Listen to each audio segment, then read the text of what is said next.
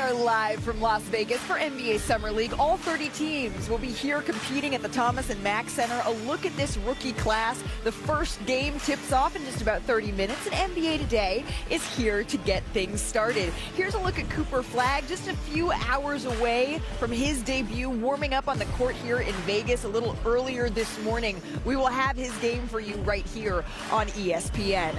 As we say hello to Vegas basketball in July, Bobby Marks, what number Summer League is this for you? Number 29. Number 29 for Mr. Marks, our elder Summer League statesman over here, Giannis Haslam, who has played in these games. Our senior insider, Sharpe. 12 for me. 12 for you, 9 for me. 22. 22 for you, D. We're going to get a look at Jeremiah Fears, at Derek Queen, as well as Sharon Tannitz Jr., Rob Dillingham. That game tips off behind us in just about 30 minutes between the New Orleans Pelicans and the Minnesota Timberwolves here. But of course, this crowd that's already actually pretty impressive is going to be a whole lot bigger when Cooper Flagg suits up at 5 o'clock local time tonight for the Dallas Mavericks when they're in action here. If you wanted to get a ticket, Giannis, for that game, I hope you already did, because they are pricey. If you want to get into the building, it'll cost you an average of $205 for today's session. That's just outside the top 5 for a single day at Vegas Summer League here.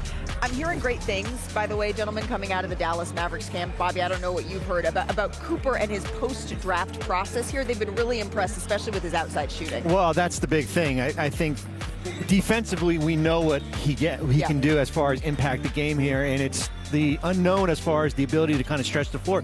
Because a lot of what happened at Duke this year is kind of like a European team, where everyone had to sacrifice, and maybe some of the things that were not showcased this year. And I know, talking with people from the Mavericks, they are through the moon as far as what we could potentially see in Cooper Flagg. Through the moon, to the roof, through the moon. And, does that even make sense? I'm not sure it does, but when Cooper is coming to Cooper Flagg, it doesn't have to make sense. That's the level of talent that we're talking about here, Udonis. Expectations when you're talking about Summer League, it's a little bit tricky, right? Because we see excellent players not necessarily have an amazing first showing. What are you hoping to see from Cooper Flagg in this first viewing? Well, the expectations are a little bit different for different people in different situations. My expectations for Summer League, I had to open eyes. I had to come in, I had to get numbers, I had to turn heads.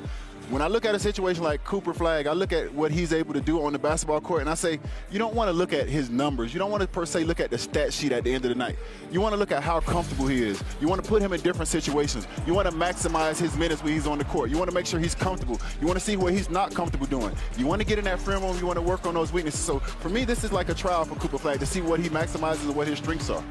I'm always interested in seeing exactly like the big moment. I remember seeing Zion Williamson a few years ago, and he just like would snatch the ball away from players. Like, I think it was Kevin Knox. He just snatched it right out of his hand. Like, I think Cooper Flagg is capable of making those like eyeball plays where it's just it blows you away. Yeah, it certainly can be eye-popping when you watch Cooper Flagg. Something that certainly made me do a double take. Can I tell you all a quick story? We land yesterday at the airport here in Las Vegas, right? And I'm going over to carousel number 16 to gather my bags and get set for this trip here.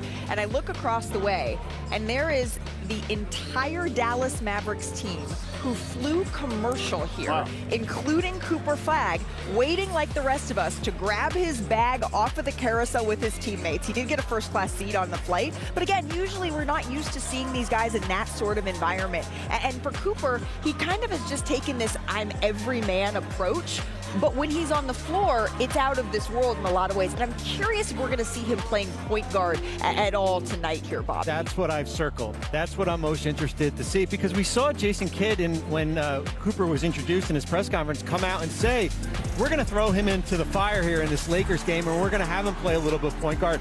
And I think that's going to be important, because Summer League is all about experimenting as far as putting in guys in uncomfortable positions, especially for a Mavericks team that will not have Kyrie Irving to start the season. They recently signed D'Angelo Russell. I'm intrigued to see Cooper Flagg with the ball in this game later today. Certainly it's the lottery picks that all of us have our eyes on, but also this is a time for guys who maybe were undrafted, who aren't necessarily on a roster spot yet, to prove themselves to general managers around the league. That's kind of one of my favorite parts about this. It's the first action and the biggest action for a lot of these guys in their career. Guys land contracts from what we see in these games, and they have a massive UD being probably one of the major ones that's had a championship level impact. But this is a great place place when you see players stand out and players get two ways off these deals, partial guarantees, and they end up being players that make factors come regular season. But Malika, honestly, what I look at, you have it's a melting pot. What's going on in Vegas right now? You have agents, you have team execs, you have team owners, all on site here. We see on camera, some of them meet on camera, but there's so many behind-the-scenes meetings that take place.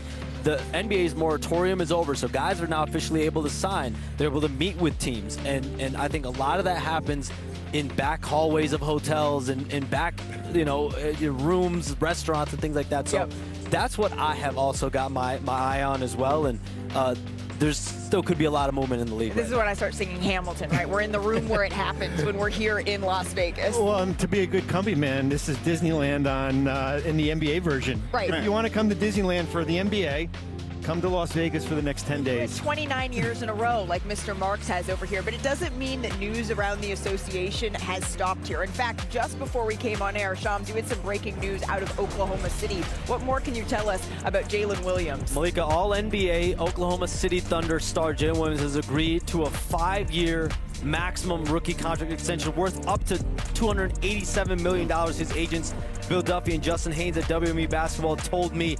So that means Shai Gilgeous-Alexander, Chet Holmgren, J-Dub, all under contract together through the rest of the decade.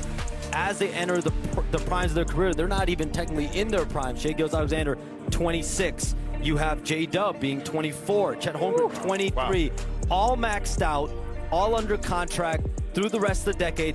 Up to 287 for J-Dub, but in total here, $822 million in projected extensions for these three players. This is their core three guys moving forward. Yeah. This is about to be their third straight season as a non-tax paying team. Yep. But clearly, the bills are going to keep getting higher. They're going to be entering the first and second apron starting in a couple seasons now. Right. But this is their core three. These are the players that are committed. That word commitment is big in Oklahoma City. These three players being committed to being there for the long haul. I don't know if I've seen $822 million of anything. I don't know if I've seen blades of grass, pennies. That is a whole lot of money right there. And it's not going to kick in immediately, but you're talking about having three max players in the era of the dreaded second apron. How does this work, Bobby? Because you told me not to be afraid. Everything you've told me is numbers like this is what teams are trying to avoid. I think the biggest thing is that there's three players 26 years or older, or younger. They're not three that are in their mid-30s here. I think when you look at Oklahoma City, certainly Thursday off the court, they're getting a new arena in 2028. We have a new television deal here, potentially expansion in a few years. So the revenue stream is going to be coming in. And then you look at the resources they have, the potential of 4 first-round picks next year to maybe offset some of these contracts. Sam Presti's done a terrific job staggering money here. Listen, 2 years from now, we might see a little bit of a different iteration of this roster, but like we saw with the 90s Bulls, Jordan and Pippen were there during those 6 championships, and I think we're going to see that with these three players here for the foreseeable future. Yeah, and I think they have a culture, so you understand that those three guys are going to be there, and you continue to build around those guys in the future. But the thing is, when you walk in that locker room, you understand you got to be 4 feet in. You can't be halfway in, you can't be halfway out. You got to be 4 feet in. This is these guys' team. They have created that cornerstone. They have created that in OKC. So when you walk in that locker room, nothing changes. So even though the pieces around them are probably going to change in the future, I think they have a culture. I think they have things built and things in the right place for them. One of the things that was so impressive, Shams, about this team is that it's so clear that every guy on this roster, even though they are young, knows exactly what